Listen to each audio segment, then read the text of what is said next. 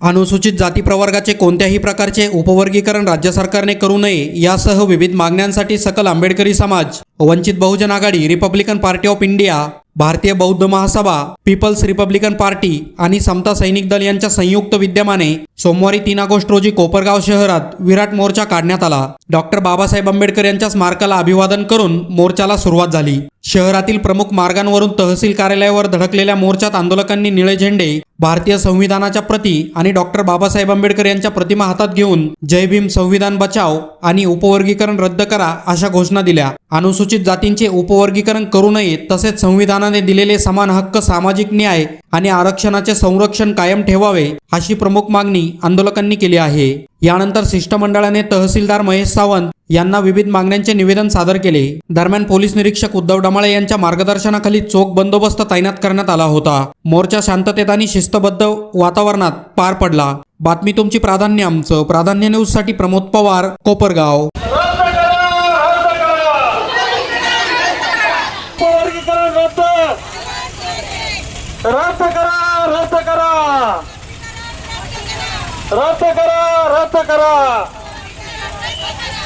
निळा जरी असला चांगला भडका, पण दांडा मजबूत पाहिजे।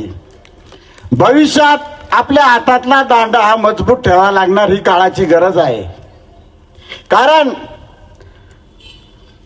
झोपलेला असतो त्याला उठवता येतं, उठ बाबा, पण जो झोपेचं सोंग करतो आणि आपली जो चेष्टा करतो त्याच्या कमरात दांडा घातल्याशिवाय आपल्याला आता जमणार नाही।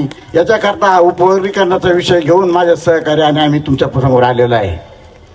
मित्रांनो, आरक्षण हा विषय नाहीये, हा एक समाजाला खच्ची करण्याचं काम करायचं आहे। 2014ला हे सरकार सत्तेत आलं आणि त्या सरकारचा जर पहिला अजेंडा असेल तर दलित समाजाची चळवळ संपवायची। गावखेड्यामध्ये दलित समाजाचा माणूस हा ताटमानेने जगला नाही पाहिजे, हा त्यांचा पहिला अजेंडा आहे। आणि पहिलं पाऊल त्यांनी टाकलं, जे माझ्या परदेशामध्ये शिक्षण करणारे जे बांधव असतील, ज्यांची प्राप्त परिस्थिती नाहीये परदेशात शिक्षण शिकायची, अशा माझ्या ज्या बांधवांचं, माझ्या माता भगिनींचं शिक्षणापासून वंचित करण्याचं काम, त्यांची शिष्यवृत्ती यांनी नष्ट करण्याचं काम या सरकारनं पहिलं केलेलं आहे। 2014ला ते तिथं थांबले नाही, तर मग आता दुसरा अजेंडा काय घ्यायचा? तर दुसरा अजेंडा त्यांनी हातात घेतला का जाती जातीमध्ये मारामाऱ्या लावून द्यायच्या आणि पाहिजे तसे निर्णय विधानसभेत घ्यायचे, लोकसभेत घ्यायचे, पाहिजे तसे कायदे पास करायचे। अरे तुम्ही किती कायदा पास करा, पण ज्या दिवशी तुम्ही आमच्या संविधानाच्या कचाट्यात सापडचाल पट्ट्यावर, मग गाठ आमच्याशी आहे। हा आरक्षणाचा मुद्दा नाहीये। आरक्षण तर हे आपल्याला दिल्यापासून यांच्या पोटात दुखत आहे का महाराला आरक्षण दिलं, महाराला आरक्षण दिलं, मग आता जोडीदार कोणीतरी पाहिजे। अरे ज्यावेळेस यांनी कोर्टामध्ये याचिका दाखल केली त्यावेळेस कुठल्या महाराला विचारलं का उपवर्गीकरण आम्हाला करायचं आहे, तुमची याला संमती आहे का? कुठल्या पेपरला आली बातमी, कुठल्या मीडियाच्या बाहेर बातमी आली? कुठंच आली नाही। कारण हा कुटील डाव फक्त बीजेपीच करू शकते, दुसरं कोणी करू शकत नाही। यानंतर या गोष्टीचा आरक्षणाच्या मुद्द्यावरती जे संविधानिक मार्गाने आहे, आमच्या कुठल्या जाती धर्माला विरोध ते प्रत्येक वक्त्याने सांगितलं आणि मी तेच सांगतो। आरक्षण म्हणजे काय? अरे ज्या टायमाला बाबासाहेब आंबेडकरांनी एकसंघ या 59 जातीला आरक्षण दिलं, त्या टायमाला बाबासाहेबांची दूरदृष्टी होती का हा माझा गावखेड्यातला माणूस, गावगाड्याच्या बाहेर राहणारा माणूस हा एकसंघ झाला पाहिजे। आणि आता त्यांच्या डोळ्यात लक्षात आलंय का गावखेड्याचा चड्डी फाटलेला माणूस आता पांढऱ्या कपड्यात दिसायला लागला, मग याच्या काड्या करायला आपल्याला काही हरकत नाही। उपवर्गीकरण आणि त्याचं समर्थन आणि त्याचा विरोध या संदर्भात चालू आहे। बाबासाहेब आंबेडकरांनी भारतीय राज्यघटनेच्या माध्यमातून 13% आरक्षण हे 59 जातींना दिलं। हा विषय कधी आजपर्यंत आला का तुमच्या कोणाच्या कानी आला का? भारतामध्ये जर राहायचं असेल, या महाराष्ट्रामध्ये जर राहायचं असेल तर छत्रपती शिवाजी महाराज, शाहू महाराज, महात्मा ज्योतिबा फुले, डॉक्टर बाबासाहेब आंबेडकर, अहिल्याबाई होळकर, अण्णाभाऊ साठे या सर्व महापुरुषांचा जय जयकार करावा लागेल। लक्षात ठेवा, आम्ही तुमच्यासारखे आरएसएस घेऊन फिरत नाही. बाबासाहेब आंबेडकर आणि बाबासाहेब आंबेडकरांचे सुपुत्र यशवंत आंबेडकर आणि त्यांचे चिरंजीव सदैव बाळासाहेब आंबेडकर, डॉक्टर भीमराव यशवंत आंबेडकर आणि सरसेनानी अनिलराज आंबेडकर हे त्रिरत्न हे लक्षात ठेवा. अरे 13% आरक्षण हे नुसतं महाराष्ट्रासाठी नव्हतं. 13% आरक्षण हेतून 60 जातीसाठी होतं. जो समाज शिकल तो समाज या 13%चा फायदा घेईल. आम्ही शिकलो, चर्मकार बांधव आमचा शिकला, कारण बाबासाहेब आंबेडकरांनी सांगितलं होतं शिक्षण हे वाघिणीचं दूध आहे आणि जो पेल तो गुरगुरल्याशिवाय राहणार नाही. अरे आम्ही बाबासाहेब आंबेडकरांचा महत्वाचा मूलमंत्र शिक्षण घेतलं आणि म्हणून आमची प्रगती त्या 13%च्या माध्यमातून झालेली आहे. 1 ऑगस्ट 2024 रोजी उच्च न्यायालयाचा निर्णय येतो. ज्या सरकारला, ज्या राज्य सरकारला गरज असेल तर त्यांनी उपवर्गीकरण केलं पाहिजे. कधी गरज असेल तर.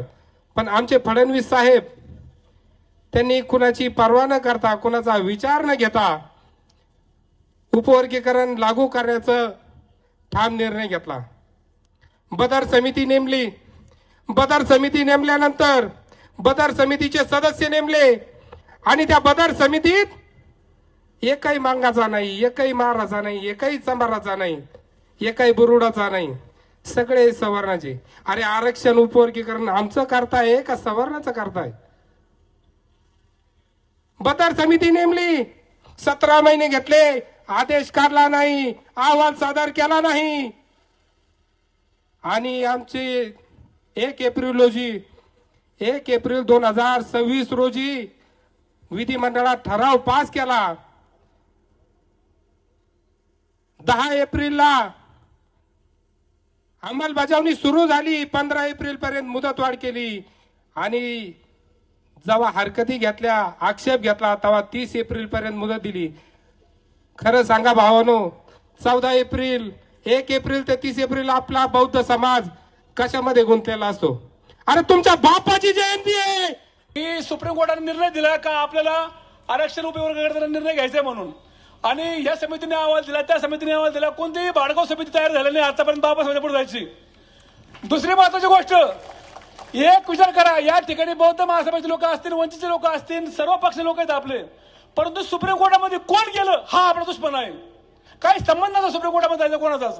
आपल्या सगळ्या व्यवस्थित 59 जातीचं सुरळीत चालले असताना सुप्रीम कोर्टामध्ये जायचा कोणाचा अधिकार नव्हता. परंतु इथल्या सांगायच्या लोकांना, इथल्या भाजपच्या लोकांना, इथल्या महारांची प्रगती बिलकुल देखत नाही पहिल्यापासून. कारण त्यांना माहिती आहे का या देशामध्ये आम्ही किती प्रयत्न केले, महाराष्ट्रामध्ये किती सत्ता भोगल्या, परंतु आम्ही मांगाला जय श्रीराम म्हणलो, आम्ही तंबाला जय श्रीराम म्हणलो, पण महाराला काय जरी केलं तर ते जय श्रीराम म्हणू शकत नाहीत. आणि हा लढा खरा आपला आहे. आणि आपण जिथे आपण बाबासाहेबांची आवडत आहे. आपल्याला गावातून बहिष्कृत केलं तर चालन, आपल्या मानेवर तलवार ठेवली तर चालन, आम्ही प्रेमाचा रामराम घालू, पण आम्ही द्वेषाचा जय श्रीराम कधीच म्हणू शकत नाही. आणि ज्या आमच्या मित्रांनी सांगितलं का तुम्ही बीजेपी सोबत आहे, आडू साहेब तुमची युती आहे, अहो साहेब, ज्या टायमाला तो वाईट नराधम अमित शहा केंद्रामध्ये बाबासाहेबांच्या विरुद्ध बरगळा होता, त्या टायमाला श्रीरामपूरमध्ये 10,000 लोकांचा मोर्चा आम्ही काढला होता आरपीआयने. ही आमची ताकद आहे बाबासाहेबांची. ती युती गेली खड्ड्यात. समाज म्हणते समाज, आम्हाला काय घेणं आहे आमच्या युतीचं? समाज पहिला आमच्यासाठी, बाबासाहेब आपला बाप आहे. आणि म्हणून तुमच्या मनापासून तुम्हाला क्रांतिकारी जय भीम. एकत्र राहा. किती कोणी आपल्यामध्ये फूट पाडण्याचा प्रयत्न केला तरी चालेल, परंतु आपली बेकी तोडायचं नाही अजिबात. आपले काही चर्मकार बांधव सहभागी झालेत, बुरुड बांधव सहभागी झालेत, पण मित्रांनो, भविष्यामध्ये आरक्षणाचा प्रश्न मिटला आणि आपलं उपवर्गीकरण म्हणजे हा काही झाला नाही त्यांच्याकडून सक्सेस, तरी आमच्या सोबत राहा. कारण राजकारणामध्ये तुम्ही आमच्या सोबत राहायला पाहिजे. आता काही आपल्या मित्रांनी सांगितलं की 80% मातंग समाज आपल्या सोबत आहेत. अरे दादांनो, मी आता बाबासाहेबांच्या पुतळ्याला हार घातला, अण्णाभाऊ साठे निमित्त जयंतीनिमित्त 2 बोर्डे पाहिले, कोपऱ्यात सुद्धा बाबासाहेब फुडकून लावलं नाही, कोपऱ्यात सुद्धा. म्हणजे तुम्ही विचार करा, ज्या मातंग समाजासाठी पिढ्यानपिढ्या हा महाराष्ट्र समाज रस्त्यावर उतरतो, त्यांना कोणी हाणलं, त्यांच्या कोणी जमिनीचा विषय घेतला, त्यांच्या कुपणाचा विषय असन, त्यांच्या जाती दाखल्याचा विषय असन, फक्त मार समाधीने जाऊन तहसील कचेरीमधून काढून दिलेलं आहे. खरा इतिहास आहे. आणि आज माता बांधव या संघाच्या नादी लागून आपला दुश्मन मानतायत. कोणी म्हणतं मारने आमचं आरक्षण खाल्लं, मारने आमचं आरक्षण खाल्लं. अरे मागावून तुमच्याकडे होतं काय द्यायला आम्हाला? तुमच्याकडे होतं काय? अरे तुमचा आजचा जो मुख्य प्रवाह आहे तो बाबासाहेबांमुळे आहे. आमच्या बापाने आरक्षण दिलं तुम्हाला, त्या 13% मध्ये तुम्हाला समजून घेतलं म्हणून आज तुम्ही आज रस्त्यावर आमच्या विरुद्ध बळवतात. गावात त्याची परवानगी नव्हती, पाणी प्यायची परवानगी नव्हती, ज्या ठिकाणी गाडाला कुत्र्याला किंमत होती ती किंमत तुम्हाला नव्हती. आमच्या बापाने आरक्षण दिलं, त्या टायमाला जर बाबासाहेब विचार केला असता फक्त मला मारलं आरक्षण द्यायचं, तुमच्या कुत्र्याने हल्ले असते खाल्ले. सांगतो का आपण सर्व एकच आहोत. आम्ही तुम्हाला बाजूला करते नाही का? आम्ही तुम्हाला बाजूला करते नाही. आणि बाबासाहेबांनी त्यावेळेस आरक्षण घटनेत सांगितलेले का त्या 13% मध्ये तुम्ही सगळे आहोत. पण आजकाल फक्त आंबेडकरवादी म्हणजे महाराजांचाच विकास झालाय आणि आता तो बंद करून इतरांना द्यायचंय. आमचं म्हणणं आहे आमची संख्या आणि सुशिक्षित ती 13%पेक्षा 20% झाली पाहिजे. म्हणून मी सांगतो का आम्ही कोणाला म्हणते नाही, आम्ही सर्व जाती धर्माला बरोबर घेऊनच हे आंदोलन करतोय. येथेच थांबतो. जय भीम.